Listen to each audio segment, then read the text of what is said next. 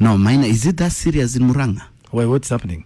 No, hii kitu ya Kang'ata care imekuwa actualized, eh? So apparently Murang'a Governor Irungu Kang'ata ame-announce officially beneficiary wata receive 10,000 ukioa 10,000 ukisema ndio if you get married, ukioa hivi ndio wewe, kwani kienda na wewe 10,000. Ukifanya bidii sana upate mtoto 10,000. Ukipata twins 20,000. Na hiyo iko Murang'a Hospital pale hospitali hiyo ofisi. Unasema mtu ni huyu, watoto ni hawa 20,000. Is it that serious, Maina? Hey.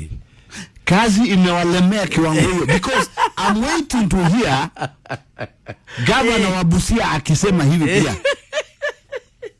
Ama Gladys Wanga. Hey. I'm waiting to hear. Because hii pesa account yote itaishia hapo. Kupata watoto.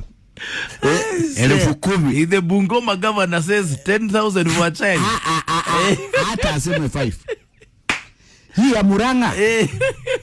Is it that serious? Nani serious because you are from Murang'a? Kuna shida.